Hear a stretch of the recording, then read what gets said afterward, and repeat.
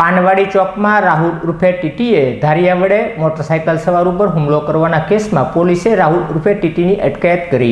Panwadi ચોકમાંથી motorcycle ઉપર વિજયભાઈ ગોંડલિયા પસાર થઈ રહ્યા હતા તે વેળાએ રાહુલ ઉર્ફે ટીટીએ ધારિયા વડે તેમની સાથે બોલાચાલી કરી તેમના મોટરસાયકલમાં નુકસાન કર્યું હતું। આ બનાવ બનતા લોકોના ટોળાઓ એકત્ર થઈ ગયા હતા, જેને લઈ પોલીસે આરોપી રાહુલ ઉર્ફે ટીટીની અટકાયત કરી ધોરણસરની કાર્યવાહી હાથ ધરી।